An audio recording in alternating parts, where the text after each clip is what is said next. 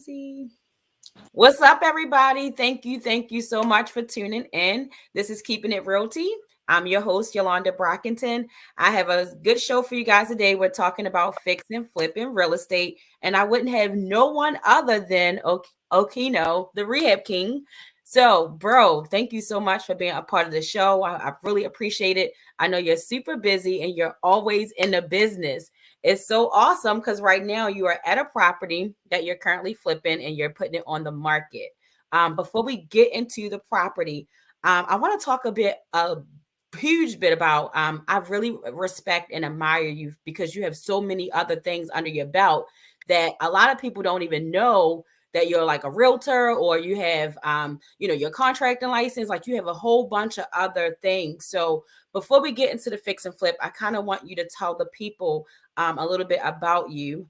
And before I do that, I'm going to tell about how we met. Obviously, we met through the Superhumans. Met you in person at the gala last year. But prior to the gala, I really fell in love with your Facebook.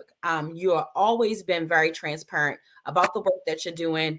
And so before, again, seeing you at the gala, I was like, who is this guy? Like, he's always posting, he's always giving value. And of course, being at the gala, we learned so much about how to give back. I think your biggest moment during the gala was like, man, I have so much information. I know a lot, but I'm not sharing that. And the one thing you and I talked about when you left was that you were going to do more and share just about what you're doing and bringing value to others. So I want to personally thank you while you're here, and why I can thank you because I have definitely seen your social media since that time. You've definitely been giving more value, showing more, and showing us exactly what you're doing. So I appreciate that for sure. Yes, ma'am. No problem. I appreciate you too. Thank you. A lot of people definitely, it's hard because when you're in a business and you're working in a business, it's hard to, really stop and show what you're doing. But I love that if you're going to Home Depot, I don't care where you be at, you be logging stuff, pulling cars, like we get to see the real you. If you're going in a tenant property and you're dealing with the tenant that's been uprate or whatever, you'll go live and be like, hey guys, listen, y'all my witness here. I'm going in here, I got a situation. And I love that because people look at the money that you make, right? They look at the end result of what you're doing, and they really don't know those ins and outs of that day to day. And it's hard. Some days you have good days and some days it's bad. But for you, I like to call you like that one man band stop because you really can do all of the work. Like, you do hire people to do some work in the fix and flips, but really you can do everything if you wanted to by yourself. Most definitely, that's what I learned. I learned to depend on myself because that's one thing human will fail you, you won't fail yourself. So I had to learn, unfortunately. And that's the thing for those who want to come and fix and flip. I'm not saying you're not going to hire people, but trust me, it's not all cookies and cream. Sometimes you're going to step up and finish up stuff. So, you know, Definitely. When you're going to get those inspections done, I saw you post about an inspection, right? You failed hmm an inspection. You was like, look, I can sit here and be like, listen, I failed this inspection. What I'm going to do, or I can get up and fix it. And so, later on that day, you had it fixed. They came back out. You right, approved. right back at it. And, Yeah. speak about inspection is like, when I failed the inspection, I didn't just fail and be all mad. I failed and asked the inspector why he failed me, and he actually gave me some pointers how to correct the issues. So this is the first tip I'll give people: never ever try to create enemies with the inspector. Don't take it personal. You know, some inspectors are more of an asshole, but can you curse like asshole and stuff on the show, Yolanda? You good. You good. Just keeping it real, T. Listen, you are good. Say what you feel. No apologies for it. You Mhm. good. So some of the inspectors, they're gonna test you, and you just gotta kill them with kindness. They have to, because an inspector can make or break you on a fix and flip. Yeah, Trust me. So definitely. yeah, so yeah, you just go at it. This is in fix and flip is mainly solving problems. You friggin' it's gonna have issues. You're dealing with older houses, especially not new builds. You're gonna have problems, and I'll show you a few issues like this house that I had to correct. And yeah, So before we get in that though, because I didn't get a chance to introduce you, because obviously I know you, but for my guests, just tell me a little bit about your background, you coming over here, and how you even got into real estate, And I'm a second part that. So coming here, getting into real estate, but also the other certifications that you have under your belt into real estate. All right, so I came here in time's fly.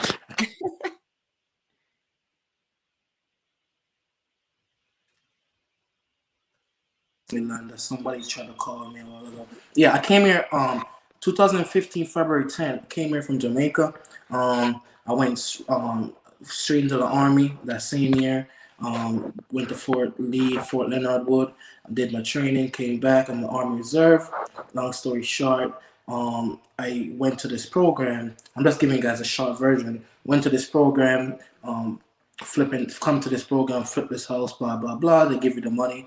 I was like, okay, I'm pretty handy. My father's already a contractor and stuff, so I was around like doing the work portion of it, but I didn't have no. I wasn't fixing and flipping no houses. So I Okay. went to the program, took the leap of faith. Long story short, I learned at the program that if you want to be in this business, you're gonna be in it. You just gotta submerge yourself. And one of the advice that was given is to get all the licenses you can get. So I took the advice, and that's one thing too. I want to tell people you can go to all these programs in the world, but if you don't take action, it's a waste of your time. Yep. You're just going there to count seats and count numbers. You gotta take action. So one of the things about this program is I paid 25,000, and I was like, I definitely have to take action. So that's even before I did any deal at all. So I paid that money, got in the program. They said get all the licenses. I did that. I went back, got my real estate license. I got my general contractor's license. I got my D-letter license. I was just racking up the license, did my studying and stuff. So yeah, that's it for the license. I worked before I started fixing flipping. I worked like a group home first, because before I went to the army, a group home. But when you're going off to the army, they cannot like take your job from you. So they held the job. When I came back, they promised me a raise or some higher position. Didn't get it. I was offered to be like a janitor, like a fancy word janitor.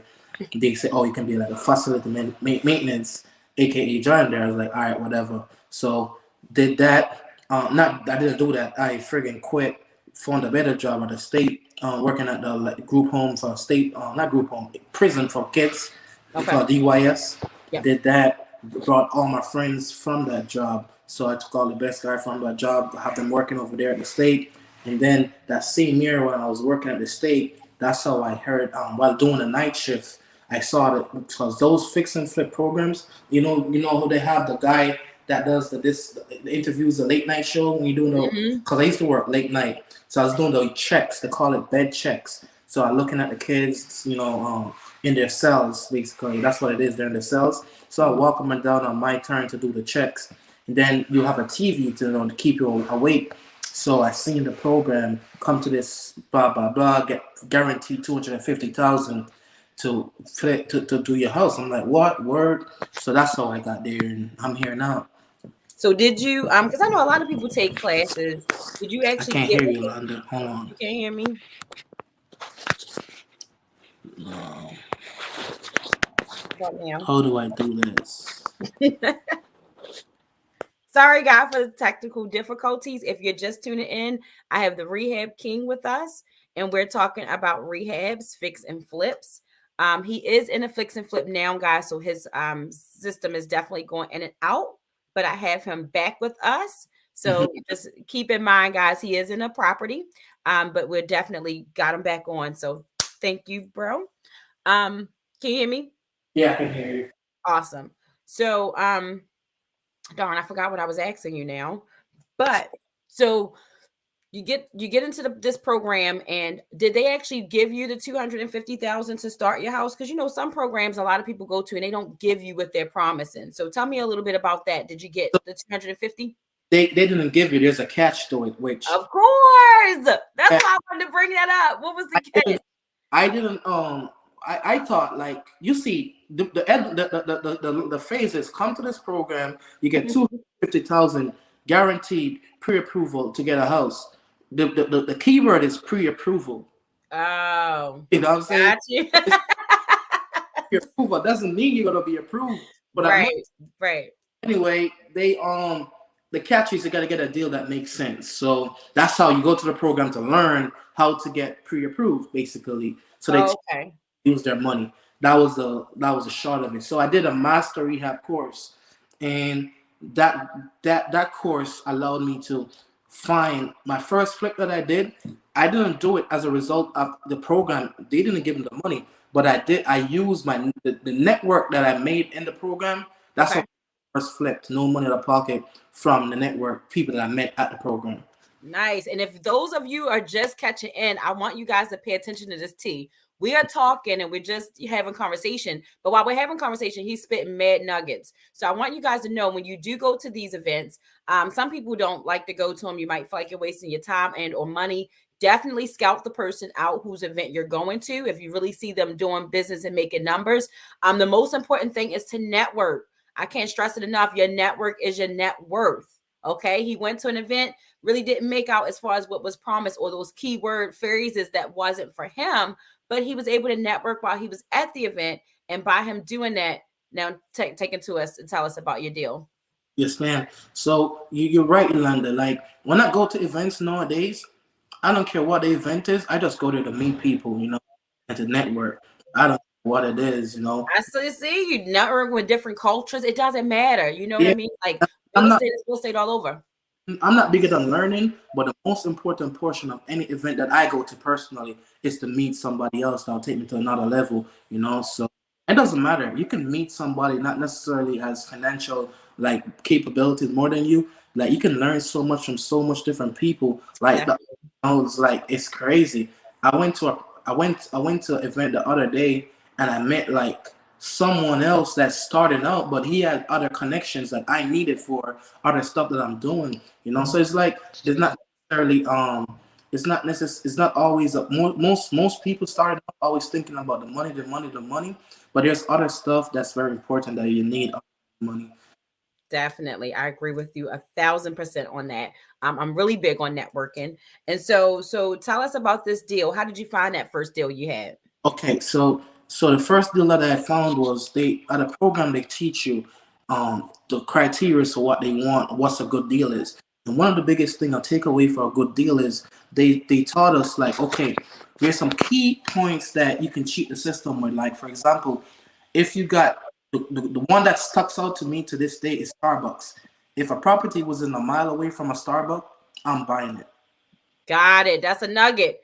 And why are you buying a property if it's a mile away from Starbucks? Starbucks already did their feasibility studies and they try to attract. I don't want to make it some. It is what it is. They try to attract a type of clientele and a certain type of. So those are the people that buy most of my house. So I'm like, you know what? That's what they teach you there. So I'm like, okay, a Starbucks. They already did their numbers. People gonna live in that area. Blah blah blah. Yeah. So they already shortcut the process for you.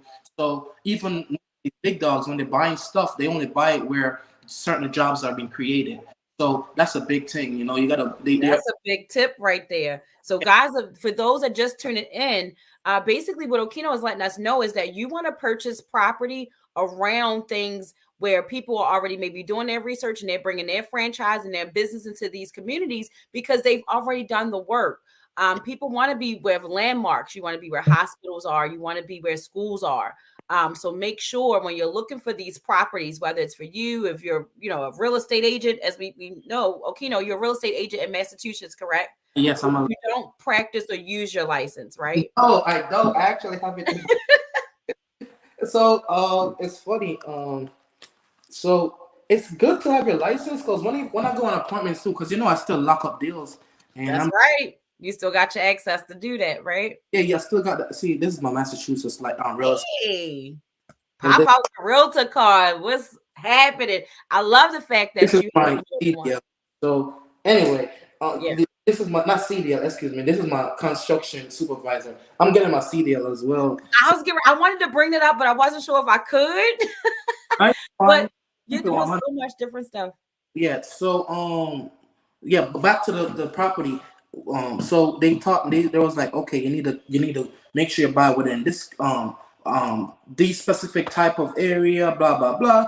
And one thing they kind of teach is my clients that I sell to is first time home buyers. So I try to look for properties that circles around that, you know. So what I do is I reverse engineer the process. So most first time home buyers, they like 3 bedroom. It's typically a mother, father, and kids, you know. So I don't buy less than 3 bedrooms unless it's in like a like an area that's very very hot. Mm-hmm. So I don't buy nothing less than a 3 bedroom because I'm catering to a first time family, like a new family with a boy, a daughter, a son, and a mother and father. You know, so Got that it. I'm gonna do a 3 bedrooms and certain that like the ARVs. I like to be. That's another big thing that I learned. Well, I kind of perfected and it's worked for me, Yolanda. Mhm. In my area, I stay at the midpoint. I like to be at 350 because at 350, those are your working class people that's just want to. And when you say 350, are you 350 at the ARV price point? Oh, we lost him again. I believe he was saying 350 ARV price point for him for first time home buyers. For those of you that are just getting started, we're talking about fix and flips, and he's breaking down the criteria to the type of properties that he likes to look for to fix and flip. So the first one was making sure that you pick an area that is near a location. For him, he loves Starbucks, right? That's what he mentioned. And we also talked about schools or being able to be around different locations where you're near stuff. So schools are good, hospitals are good, Starbucks are good. And Starbucks is a different franchise. As he was talking about that, they had already did research. And so he knows that for a fact that they do research and they go into certain areas and communities. And that's why he like Starbucks. On a typical flip, you're usually looking at about 3 to 1,200 square feet. If you're in those ranges, you pretty much got yourself a good fix and flip. Anything under 2 bedrooms, it is okay, but most investors do like something that's on a 3 bedroom or more so that they could be able to obviously sell that property. If you're going to flip it, you want someone to buy it, right? And so if you're looking to personally get into fix and flip, these are some of the criteria that you want to look for. People will be more than willing to buy those properties for you, having those criteria, being in a hot market, knowing and understanding the market, right? If you're looking for a fix and flip, make sure that you do your research. Okenno just happens to be a real estate agent. I'm a real estate agent. If you don't have a real estate agent, get with a friendly investor, real estate agent who will help you with the comps in that area. If you don't have a real estate agent, you can use Zillow, Realtor.com, Redfin. It won't give you the great results, but you will get some kind of results to put you in the right way. And what you're looking for is you want to look in that market that you're looking to buy into, and you want to see what that market is doing. If properties are selling less than 7 days, that is a hot market. Again, if properties are selling, and these are properties ARV, so they've been totally rehabbed, they're on the market, and they are selling less than 7 days. That is a hot area. You want to buy in that area. I'm going to say it again. If properties are selling and if they're coming off the market and getting under contract, 7 days or less, you know you have a hot market. Less than 30 days is still a hot market, but if you see anything going off the market within a week and it's a rehab, that's a really good location. That's a pointer for you, whether you are looking for the property or you are the investor. Investors want to get great deals and they want to know that houses are being sold. So you want to make sure that you're looking for areas where houses are being sold less than 7 days, less than 30 days. You also want to make sure that you're looking at the market and seeing what the as is amount is. So you want to look at other properties that have sold. Everything doesn't sell for ARV, right? Some things sell as is. And when I say as is, meaning the property needs work, it needs rehab. You got to scroll through the pictures to really get a good idea of these properties. But some of these properties are being sold and they need major work. You need to do a new kitchen, and you can compare that kitchen to a kitchen that you may be looking at that's ARV. So you can put a house side by side. One house has a newer kitchen, they got granite countertops. Newer homes usually update the bathrooms and the bedrooms. Those are the two, bathrooms and kitchens. I'm sorry. Bathrooms and kitchens are the two major updates to when you're doing rehabs. So you compare that. You have one that's solely rehab, you have one that's not, and you kind of compare apples to apples. Now, when you're doing comps, you want to make sure that you're comparing a townhouse to a townhouse. You don't want to compare a townhouse to a single family home. And that's why you need your realtor involved so that way they could be able to help you along the way when it comes to comps.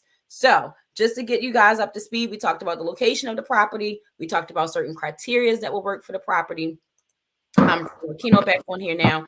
And then we also talked about certain comps in the area. So for Okenno and those that just joined us back, I just wanted to continue to move forward. I was telling people about comps in the area of, when you're looking for a property, you want to make sure that it sells in less than 7 days. You got a good fix and flip area. If Yeah. the property's off the market, you're in a hot area really quick. Thank you for holding it down, Yolanda, because that's the reality of what happens on a day-to-day basis. Things gonna come at you, things gonna swing. Like at this house, I'm putting on the. I was supposed to put this on the house on the market a week ago, and it's just things after things, keep swinging, and that's how it is. It's gonna happen. Yes. Definitely. It's the business. And I tell people all the time, if you're looking to get into real estate, and people do have some great success stories. I mean, people get in, they make 6 bands, a deal, whatever, it happens, is rare. But this is the most up and down roller coaster business. One day you happy, yeah, I'm making this. The next day you sad. It's just like up and down, up and down. But I love it no matter how crazy it gets. You never know when a deal is going to get pushed back or closing doesn't happen. And so, we always got to make sure that, on top of the ball. For me, I like to make sure the deal was, I know every piece of document, paper, if something's going to happen, I want to know about it. I don't want to expect a week before. And it's like you get hit with this boom, right? Yeah. Tell us about your flip. So this flip right here, we bought it for 200,000. We put 25,000 into it, and I thought I was trying to get like low threes. The realtor, she came and she said we can definitely get 360. So I'm gonna go with her. She sold a few properties for me. She actually sold one down the street in January. So I'm gonna let her do her thing. So let me ask you a question, because I'm just curious. On a real estate standpoint, you would not want to keep this property and list it yourself as a realtor. Why not? Any property, any of my properties, I never list. And I'm just asking, just not. What's the reason? For me, it's a conflict of interest in my head. So there's no wrong or right, but I never list my own property because of conflict of interest. I don't want to misrepresent or make it sound more than it is or make it sound less than it is. I'd rather to pay someone to do it. You can't be greedy. You can't take it all. You got to share the blessings. And furthermore, I personally speaking, the time I could take here showing properties and doing that, I'm moving on to the next house. I'm buying a house Monday, and I was supposed to buy a house today. So I was actually gonna go back to the point that you said about things can go wrong. I have cleared the close, everything's set to go, and the postponed because of New York attorney and there. You got to be careful of those attorneys in New York, man. There's some shysters. But anyway. Oh yeah, I saw your post on that. I want to get to that in the end of this whole thing, because we talk about keeping it real, and I love how you definitely do. One thing I can say about you, like, bro, you keep it real. And the thing is, it's in a humble way. You know what I mean? Like, even though you might share your story, like, listen, it's not for, this is so I can let y'all know what's real, what's really going on in real estate that people don't want to let you know about. And that's why I really wanted you to come on the show, because people be so, you know how it is. People are so fake. People are so fake. They act like they this, that, and that. And that's why I said I love and I appreciate when I see you at Home Depot or I see you doing things. Or the biggest thing for me is that you help people. You genuinely help people. I've seen you, pick up strangers, and you in a whole nother state, but you ride and you picking up people, and you like, all right, well, where you going? We gonna put it in the map. Let's figure it out together. So for me, it's beyond real estate. A lot of people do work with you because of who you are. As a realtor, it's 1,000, it's 1,000,000, realtors nationwide. It's a lot of us. But people not doing work because you're a real estate agent. They doing work because of your personality.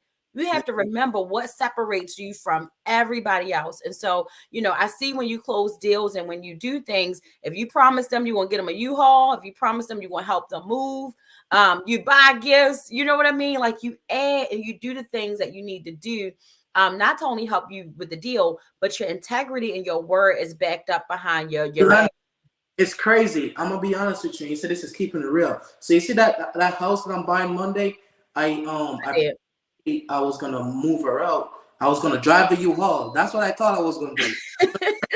I went there, and so they say everybody want to show up to the party, but nobody want to show up to when it's working time. So everybody that she supposedly asked to move her out, only one person showed up. I don't know if she's saying the truth or not, but hey, I work with it. But good thing though, she had all the boxes packed. Yolanda, I worked. Help her move. Oh my God.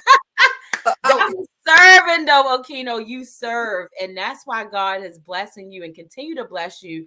And I know we going off. I'm definitely gonna get back to your first deal and then your rehab you're in now. But I see you serve. Not only do you serve in your business, but I see you serve when you go back home to Jamaica.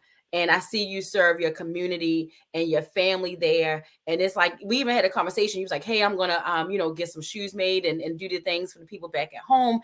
And you always start with, I'm not trying to be boastful about what I have. And I'm like, bro, you are helping people. When God bless you and you use those blessings to be a blessing, he continues to do it and more abundantly. So when you continue to give and do that from your heart, and especially you're really big on single moms and kids, big on that. And so I respect you, brother. I appreciate you. Christmas, you was giving money away to mothers. Thanksgiving, you was doing the same.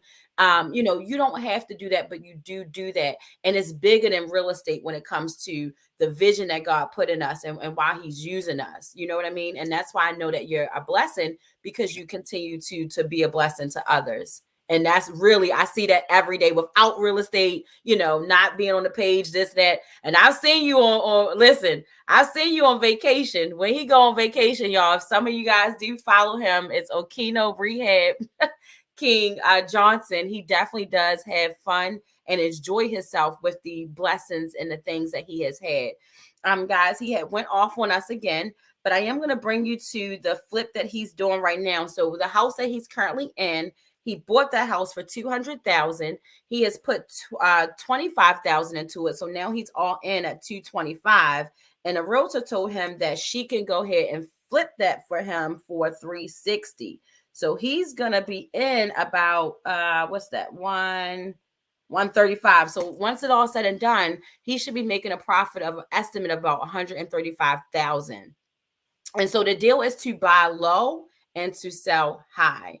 That's the whole deal in fix and flips. And I don't know too much about it. I'm getting into it myself, but I do know you want to make sure that the repairs and things that need to be done, your estimates there, you want to make sure you have a team. So if you do have a great team, if you don't, you want to start networking to get you a team. You want to make sure that the day that you're closed, if anybody, shout out to Joe Conder. Joe Conder is a real estate agent in Virginia. He fix and flips. He lists his properties as well. But Joe literally has a whole rehab plan to get he buys the house, he rehabs it, he gets done, and he has a time estimate to have that done within 3 months, if that. But as soon as he's closing, those walls are getting knocked down and he's starting on his rehab. So I say this to say, have a plan. After you file house and you measured it out, you got your 3.2 and your 1,200 square feet or more, or your average size home. One thing that Okenno talked about is his audience. Figure out who your audience is, who you buying for, who's in that community. His first time home buyers, so he looks for things and he finds property that's catering around first time home buyers. For you guys, if you're looking for that fix and flip, if you're looking for that deal for someone that fix and flip, these are the things that you want to make sure that you're looking for. You want to be in good areas. You want to make sure that you do your research, either get with the agent. Again, use Zillow. You can use realtor.com. You can use Redfin, but you want to make sure that you're looking at the market and you're studying the market. If you go on, is it Redfin or realtor.com? If you go on Redfin.com, you'll be able to check out what the median price is really quick in an area. If you put in a property, you can scroll right at the bottom and it'll tell you the median sales price for that area. That's a really quick way how you can learn about an area. You can check out the neighborhoods. You can check out the area in less than 5 minutes. Go on redfin.com, put in the zip code or the house that you're looking for, and just scroll down and it will literally tell you the median sales price in that area. It'll also share some other details with you about the neighborhood, so that way you could do your research when you're looking for houses to specifically flip and fix and flip. You also want to make sure that you get a good lender if you need one. You want to make sure that you're with a lender. And you can also partner up on investment. So if someone has, let's say someone has the credit, someone has the background and the knowledge to a house, you can get together and partner with other people so that you can be able to go out and together combine, someone with the credit, someone with the experience, go out and reach out to some of these investors. They also do asset-based lending. So if you have a good deal, but you don't have the backup, Then if it's a good deal, you can go to some of these asset-based lendings, check on the points and make sure things in that area is good. But you'll be good to be able to get funding if the deal is good. It's all about numbers, guys. So if you have a good deal, if you know the numbers are good, either asset-based lending will go ahead and you could sell that deal to them, or you can go ahead and get an investor, someone that's really looking to fix and flip, to be able to get that deal for you. I'm not sure if we can get Okenno back on here. Yes, we got him back. Hey, hey. Sorry, No, every you time are somebody good. calls, phone chips out. Sorry, I should have tried to get a computer, my iPad or something. But yeah, let me jump into it and give some gems. Y'all take your notepad out. I want to at least put some value to to your listeners today. So Yolanda, I heard you was mentioned my target audience. So my target audience is first time home buyers. This is very important for you guys to remember. When you buy a house and you're trying to sell to a first time home buyers, FHA, there's a 90-day clause rule. I don't know if it's nationwide, but in Massachusetts it is 90 days. So you cannot sell a property under 90 days. You got to hold it for 90 days as the person that's buying That's it, the here. rehabber. Yep. So you got to put that your factor, doing your budget for your how much you're gonna make and all that. You gotta put that in. Next thing I want to say, when you're assessing a property, even though I bought this house for 200,000 and I put 25,000 into it, there's other costs that's involved, like holding costs, realtor fee. So when I'm doing it, I do true profits. I do 10% of whatever the ARV is. So that for in this case 360. So it'll be 36,000 for my old costs, and it's just an estimate, guys. So you more than likely normally you're gonna end up with less money, but at least you have no surprises, you know. So I do Right. 10% and I add that on my thing, better estimate, and then that 10% include the holding cost, the sales commissions, realtor commission, all of that. And guys, I'm working. Excuse my hand looking all like this, but I'm working. You good, bro. Next thing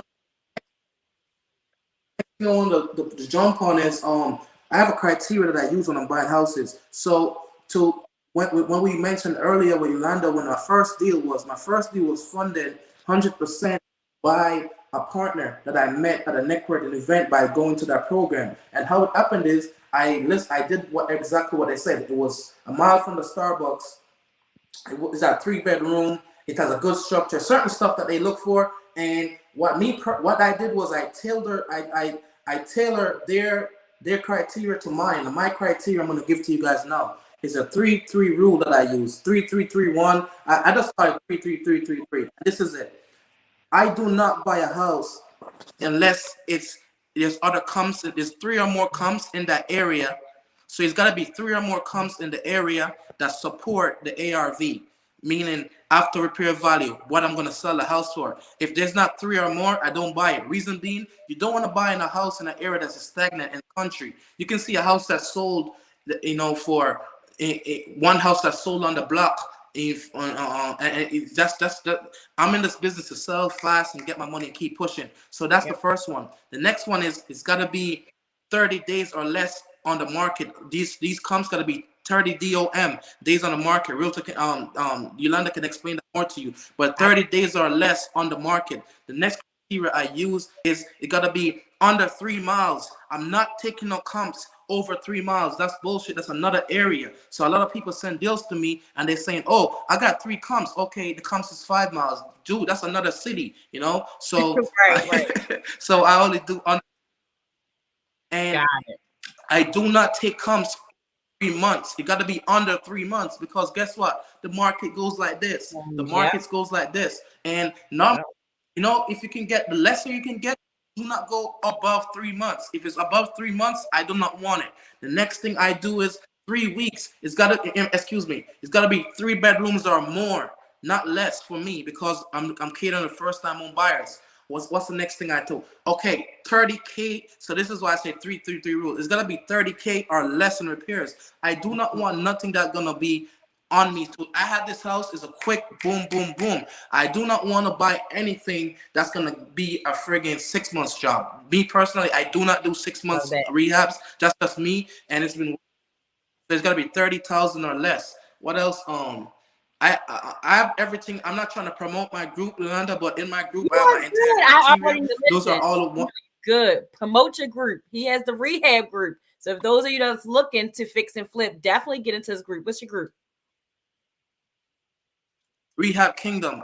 The Rehab Kingdom will show you the criteria that I use to flip houses, and that criteria is just from my personal experience that has been working for me. So I use a 3-3-3 rules, and that's based on that 3-3-3 rule. I found someone for my first flip that they were like, oh, boom, they brought the money. It's all assets based, and the next thing newbies always thinking about: stop sitting here about, oh, the interest rate. I don't care about interest rate. I'm holding a Right. property for 4 months, 6 months. I don't interest rate. Yes, I do, but I don't really. 13%, 15%. Who cares? It's not that much when you work out the property. It's gonna be like, I promise, it's gonna be under $1,000 if you do the math. So stop getting hooked up on interest rate. That's for me personally, and this Mm-hmm. I'm talking about for what I do. So a lot of people I see, oh, the interest rate, and oh no, you flipping your house. Do not think about those stuff. Get the deal. That's the most important thing. The deal will sell itself. And when I came into this business, that's one thing that helped me. I had a misconception. The money is the easiest thing. And the next thing I want to tell you, if you do not take anything else from this conversation today, take this from me. You make your money when you buy the house. That's why I stress on buying good properties. You're making money when you buy. You make money when you buy. You make your money when you buy, you cash it out when you get it sold. So that's how I buy and all of my deal. You make it when you make your money when you buy. When you sell it, then you cash it out. And that's how I do every single flip. When I bought this deal, when I bought this house, I already know it's gonna sell. And you guys, I will share the details later on with Yolanda in terms of the address and stuff like that. But people crazy, so I don't really like do all of that address, Good. But this house, I know no matter what way the market goes, I'm gonna be safe because I bought it so good. I have so much margin in it. I don't care if Mhm. there's a downturn. I'll Definitely. rent it out. Right. That's So a big it, flip. it um you're making money when you buy. You definitely wanna people and stop trying to make deals work. Every deal is not a deal. I've seen this too because I'm talking to newer people. That's If you right. experience I don't keep stop trying to force deal. Don't think, oh, if it can be. No, the numbers don't work. It just not work. Who cares? Move on to the Yep. next one. There's so many That's a out good here. nugget. That's a good nugget. A lot of people stay stuck on that. Okay, well, I could do this and that, myself included. I've looked at deals and I'm like, all right, well, if it don't work for that, maybe I could do this. Well, if it don't work for this, maybe I could do this. And you get so caught up in that you'd have missed, other deals or going on to other things. That was a good nugget. That will hurt you. Don't get caught up on that. And the next thing is the analysis paralysis, whatever that word is. Oh, analysis paralysis. Yes, Analysis paralysis. that word.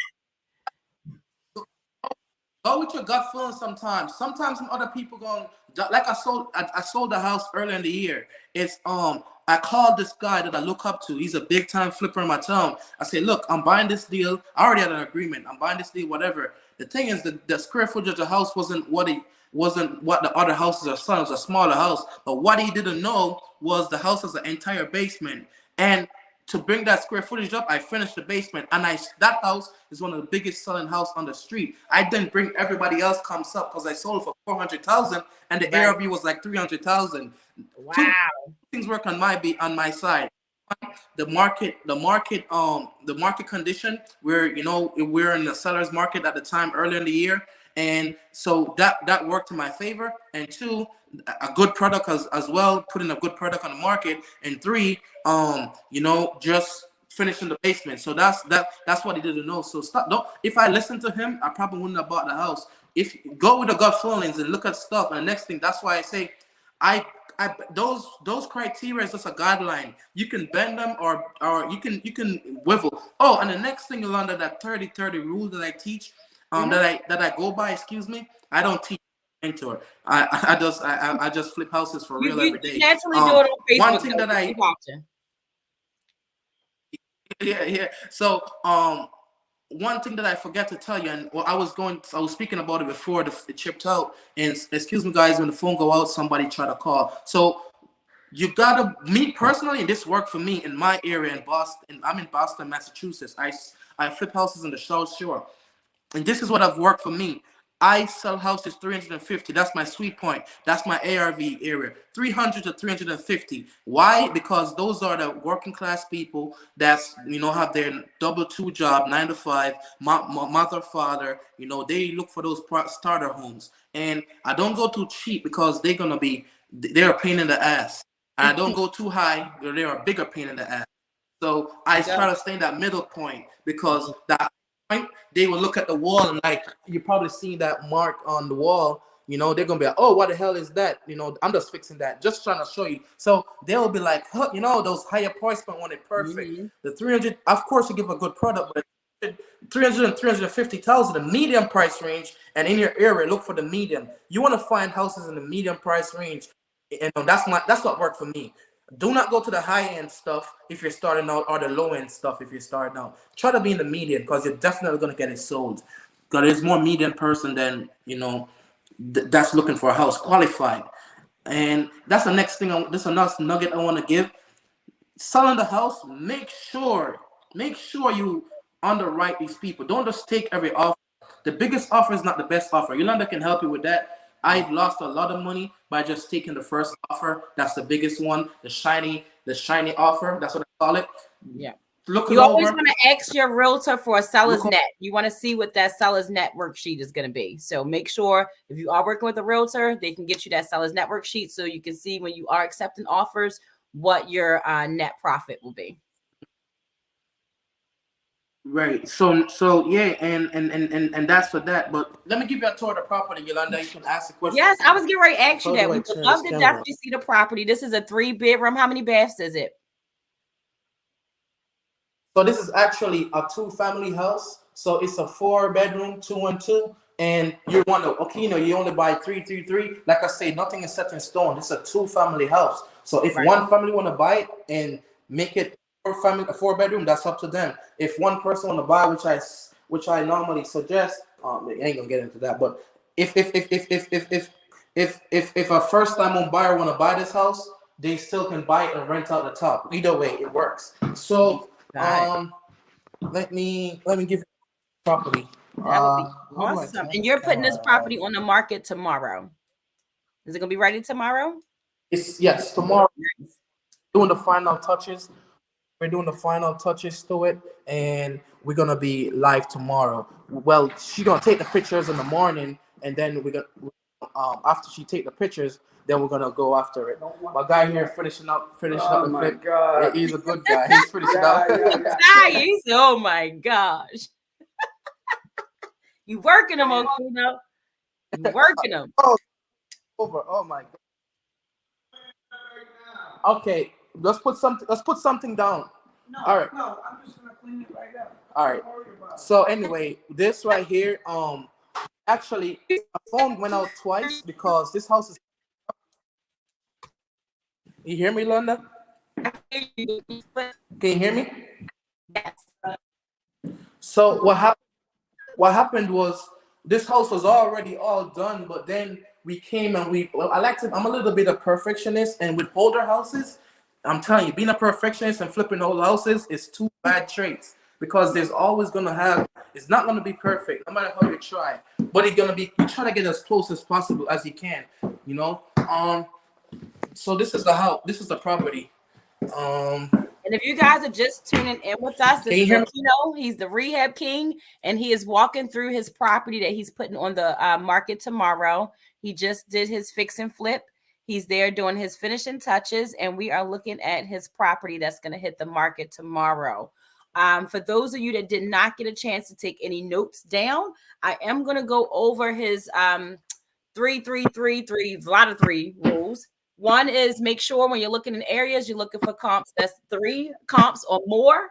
Make sure that you're looking for 30 days or less that they've been on the market. Under 3 miles, make sure that there's 3 bedrooms or more. And make sure that your rehab is 30,000 or less. You want to make sure that you sell quick. Oh, that's great landscaping, by the way. Awesome, beautiful. And so Okenno is just taking us It's around the one. property. Go ahead, bro. Yeah. So when I bought this house, it wasn't a traditional, and that's to say, there's some way you can do some stuff where other people will pass on it. But if you look without outside the box, like one of the main reason I bought this house was for this 2-car garage right here. Oh, I nice. don't know how to turn the camera around. I don't, It's all good. We're going but to the just keep 2-car it real. garage. We'll just do what we do. I got you. We can see though. No, nobody, Renee said, "Let's go, nobody else has 2-car Okenno." garage. Shout out to you, Renee. Nobody else has 2-car garage. You the only one So got 2-car nobody garage. else has two. Well, two, yeah. Well, there's like there's a little bit of houses with 2-car garage, so that's one of the reason I bought this house. I like that. And that And was you just like guys, you want to look for that's stuff like that as well. If you're in a block and some houses have garages, some don't. If you're looking at a property that has a garage, you got that upper on that block. So garages and carports and those type of things, they definitely add anywhere between like maybe even 10,000, 5 to 10,000 additional for a home that didn't have that. So definitely keep that in mind. Everybody guidelines change a little bit, but that's typical for that. So that's a big move. So you got that house specifically because it had a garage.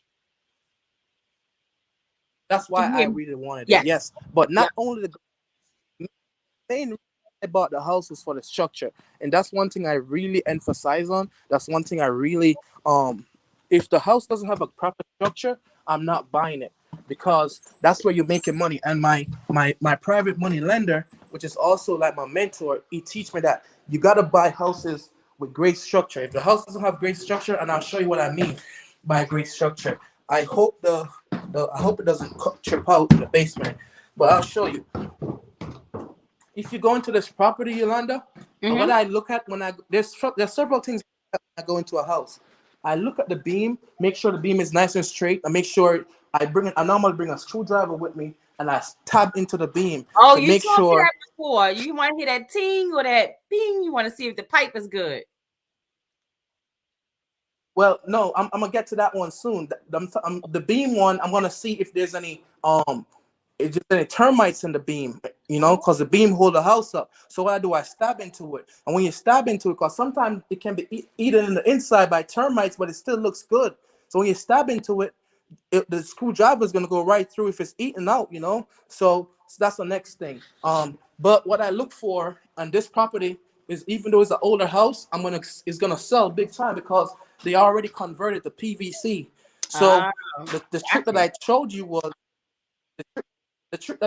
you was to use a screwdriver and take, if it's cast iron, meaning the black pipe, they rot from the inside out. So the trick I showed you was to bring a screwdriver or any metal object, and you hit on the pipe, and if it's if it's rotten, you hear a bass sound, like tum, tum, tum, tum, like a little heavier sound, and if it's good, you'll hear a higher pitch. So that's what I use personally, and that right there. Even remember when you showed me the house, that your potential house you had, I did. I don't remember where it was, Baltimore. Where was the house, Yolanda? Baltimore. It was in Baltimore City. Remember the house you showed? Yes. Yeah, that was one thing. I was like, show me the stock. You call it the stack. That's where all of the waste comes down through. You want to make sure the house has a solid stack, because that's going to be a big price item. The stack going to be a big price item, and the foundation, meaning the structure of the house, those are big ticket items. The rest of the stuff, you can fix that easy. So I look for the big ticket item. Next thing is, I'm in Massachusetts. 3 things I look for in my flip that I do not like. 3 criteria I have that will make or break a deal for me. Septics. I do not like septics. I do not like septics, but I'll take a septic, have a passing Title 5. Okay, so that's one. The next thing I don't like is foundation. If a foundation is not good, I won't take it. The next thing is, if the main stacked pipe, which is the main waste pipe, is rotted, I will not take the house if it's rotted. So those are the 3 no-goes for me. Got it. Well, it's definitely been working for you. How many flips are you working on right now? I'm working on 3 houses right now. And then Monday's gonna be, well, hopefully this one will be done. So I'll have 3. So I keep it 3-3-3, Yolanda, all across the board. 3-3-3. Now, do you have? I know you're closing that one in New York on Monday. The other your flips are in Massachusetts, or where are those? Oh, so the one in New York, I was supposed to close today. The lawyer, I was supposed to close on that one today, but it didn't work out. So what I'm gonna do is the one I'm closing on Monday is in Massachusetts. Okay. So the one in Got New York, it. So New York is that completely one is out. that one is pending. Okay, pending. Don't let them steal that deal Pardon? from you. Don't let them steal your deal. Listen, Stay Yolanda, on that's not. them.